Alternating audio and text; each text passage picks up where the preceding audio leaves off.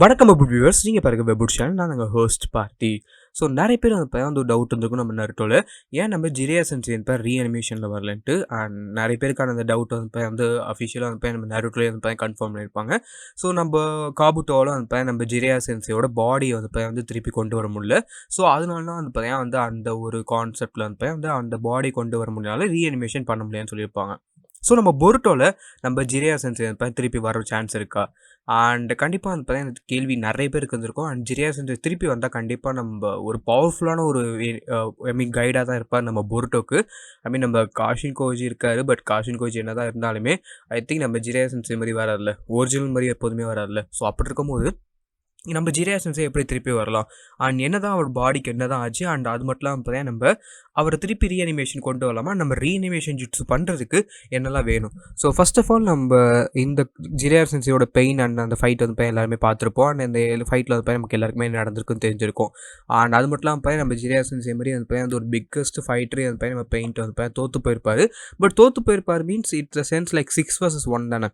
And அந்த ஃபைட்டில் அந்த பையன் அவர் ஒரு எப்படி சொல்லலாம், ஒரு ஃபுல் அவுட் ஃபைட் பண்ணியிருக்க மாட்டார். அவர் இன்னுமே அந்த பையன் தன்னோட ஒரு எப்படின்னு கேட்டிங்கன்னா நம்ம நாகோட்டோவை தான் தன்னோட ஒரு கிரேட்டஸ்ட் ஸ்டூடெண்ட்டாக பார்த்தார் அந்த டைமில் பிஃபோர் நருட்டோ. ஏன்னு கேட்டால் நம்ம நாகோட்டோ தான் அந்த பையன் அந்த ஒரு student of Jiraiya who will make the like ஒரு ரினோன்டு பிரின்ஸ் மாதிரியில் அந்த பையன் ஒரு எப்படி சொல்லலாம், இவன் தான் அந்த பையன் நம்ம இந்த உலகத்தை காப்பாற்றான்னு சொல்லி நினச்ச ஒரு கேரக்டர். அந்த பையன் நம்ம உலகத்தை அழிக்க போகிறேன்னு சொல்லி கிளம்பியிருப்பார்.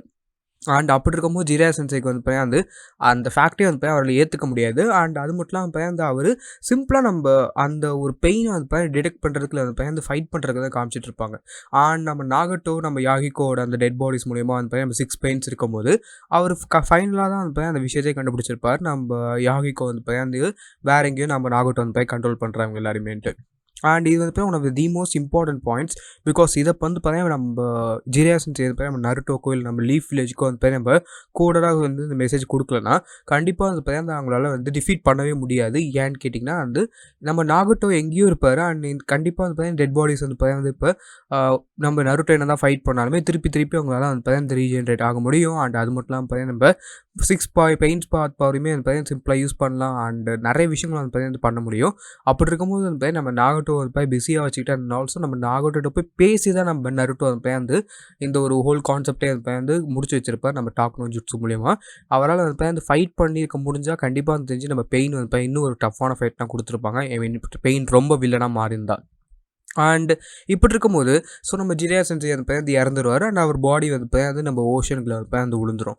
அண்ட் ஓஷனில் போனதுக்கப்புறம் அந்த ரொம்ப deep down part of the ocean சொல்லியிருப்பாங்க. ஐ மீன் எங்கே இருக்குதுன்னு கேட்டிங்கன்னா ரொம்ப ஒரு டீப்பான ஓஷன் சொல்லுவாங்க. ஸோ அந்த ஓஷன் விழுந்ததுக்கப்புறம் அவரோட பாடியை அதுலேருந்து வெளில கொண்டு வர முடியாதுன்னு சொல்லுவாங்க. ஸோ ஜிரியா சென்சியோட பாடி கூட வந்து வெளில வராது. ஸோ அப்படி இருக்கும்போது நம்ம ரீஅனிமேஷன் பண்ண முடியாது சொல்லி நம்ம காபூட் சொல்லியிருப்பார். பட் நிறைய பேருக்கு இல்லை டவுட் வந்துருக்கும். எப்படின்னு கேட்டிங்கன்னா நம்ம ரீஅனிமேஷன் பண்ணுறதுக்கு நம்ம பாடி வேணுமான்ட்டு. எஸ், நம்ம ரீஅனிமேஷன் பண்ணுறதுக்கு உங்களோட ஒரு பாடி அந்த யாரை நீங்கள் ரீஅனிமேட் பண்ணணும்னு நினைக்கிறீங்களோ அவங்களோட ஒரு பாடி பார்ட்ஸ் அண்ட் அது மட்டும் பாடி ஃபுல் பாடி தேவையில்ல, பாடி பார்ட்ஸ் இருந்தால் போதும். அண்ட் அவங்களோட டிஎன்ஏ அண்ட் அதுக்கப்புறம் அவங்களோட செல்ஸ் இல்லை பிளட்டு, அதுக்கப்புறம் அவங்களோட அந்த ஒரு ஹோல் ஸ்ட்ரக்சர். அண்ட் அது மட்டும் இல்லாமல் நீங்கள் வந்து ரீஅனிமேஷன் பண்ண நம்ம 2 டைப் ரீஅனிமேஷன் இருக்குது. ஒன்று வந்து நம்ம ரீஅனிமேஷன் பர்ஃபெக்ட் பண்ணாத ரீஅனிமேஷன். இந்த பர்ஃபெக்ட் பண்ணாத ரீஅனிமேஷன் தான் ஃபஸ்ட்டு நம்ம ஒரோச்சிமாரு வந்து ஃபஸ்ட்டு யூஸ் பண்ணியிருப்பார். அண்ட் அடுத்தடுத்து வந்த ரீஅனிமேஷன் ஜுட்ஸில் வந்து நம்ம ஒரோச்சிமாரு வந்து இது இம்ப்ரூவ் பண்ணியிருப்பார்.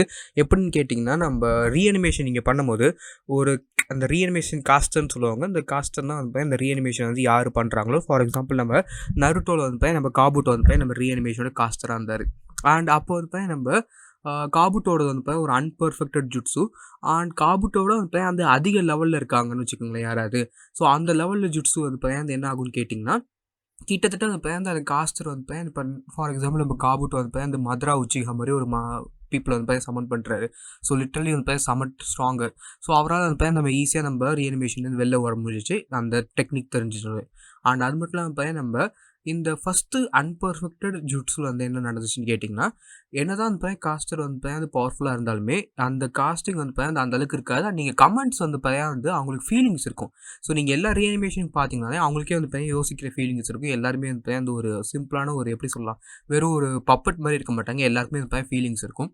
அண்ட் இந்த ஜுட்ஸில் வந்து மெயினான விஷயமே இந்த ஃபஸ்ட்டு அன்பர்ஃபெக்ட்டில் வந்து பார்த்தீங்கன்னா இந்த ஃபீலிங்ஸ்க்கு அதெல்லாம் நீங்கள் வந்து பார்த்தீங்கன்னா போக சொல்ல முடியாது. ஃபார் எக்ஸாம்பிள் இப்போ நம்ம அஷிராமா செஞ்சு கூப்பிட்டு நீங்கள் வந்து பார்த்தீங்கன்னா நம்ம லீஃப் வில்லேஜ் வந்து அழிச்சிடுங்க அப்படின்னு சொல்லவே முடியாது. ஸோ அந்தளவுக்கு வந்து அது ஒரு எப்படி சொல்லலாம், அவருக்கு வந்து பண்ண மாட்டாருன்னு நல்லாவே தெரியும் உங்களுக்கு. ஸோ அப்படி இருக்கும்போது நீங்கள் வந்து அந்த ஃபுல் கமெண்ட்ஸுமே கொடுக்க முடியாது. அண்ட் இதுக்கப்புறம் வந்து நம்ம ஒரோச்சிமாரு வந்து நம்ம அஷிராமாவோட டிஎன்ஏ அண்ட் நம்ம செல்ஸை யூஸ் பண்ணி இந்த ஜுட்ஸு வந்து பெர்ஃபெக்ட் பண்ணியிருப்பார். ஸோ நிறைய பேருக்கு தெரியும்னு நினைக்கிறேன் எப்படி அவர் பெர்ஃபெக்ட் பண்ணியிருப்பாருன்ட்டு. ஸோ அவர் தான் நம்ம அஷிராமா செல்ஸோட எண்ணிக்கை அதிகமாக வச்சிருக்காருல, அப்படி இருக்கும்போது அவர் வந்து பர்ஃபெக்டாக அந்த ஜுட்ஸு வந்து யூஸ் பண்ணியிருப்பார். ஸோ இது மூலயமா நம்ம டோபிராமாவை கூட வந்து அவரோட கண்ட்ரோல் பண்ண முடிஞ்சிச்சு ஃபார் எ டைம். ஸோ சிம்பிளாக எப்படி சொல்லணும்னா நம்ம 4 ஒக்காகேசி வந்து பார்த்தீங்கன்னா திருப்பி நம்ம ரீஅனிமேட் பண்ணும்போது நீங்கள் பார்த்துக்கலாம் நம்ம டோபிராமா வந்து நம்ம சாஸ்கே வந்து கொல்ல வருவார். பட் அப்போ வந்து நம்ம ஒரோச்சிமாரு வந்து நம்ம டோபிராமா தடுத்து நிப்பாட்ட நம்ம அஷிராமா தான் சொல்லுவார். பட் இருந்தாலும் நம்ம அதுக்கு முன்னாடி நம்ம டோபிராமா வந்து நம்ம அவர் கொல்ல வரேன்னு பார்ப்பார். பட் கண்ட்ரோல் பண்ண முடியும். அப்போ தான் நம்ம அஷிராமா என்ன சொல்லுவார்னு கேட்டீங்கன்னா என்னோட செல்ஸை யூஸ் பண்ணி கூட இவங்க வந்து ஸ்ட்ரென்தன் பண்ணிட்டாங்க. அண்ட் இதுதான் அந்த ஒன் ஆஃப் த கான்செப்டாக நம்ம ரீஅனிமேஷன் ஜுட்ஸு. அண்ட் இதை தான் அந்த பர்ஃபெக்டாக நம்ம காபூட்டோ வந்து அந்த முன்னாடி யூஸ் பண்ணியிருப்பார். நம்ம அஷிராமா செல்ஸ் யூஸ் பண்ணி தான் வந்து, ஏன்னா அப்படி யூஸ் பண்ணால் கண்டிப்பாக அந்த நம்ம காபூட்டோ வந்து நம்ம ஒரு காஸ்ட் பண்ண ஒரு டிவைஸ் ஒரு காஸ்ட் பண்ண ஒருத்தர் கூட பேச முடியுதோ இல்லையோ, இல்லை நம்ம மதுரா மாதிரி ஒரு ஆளை வந்து சமன் பண்ணுறதோ எல்லாமே அந்த இதான் ரீசன். அண்ட் இப்படி இருக்கும்போது நம்ம ரீஅனிமேஷனுக்கு கண்டிப்பாக வந்து அவங்களோட பாடி தேவை.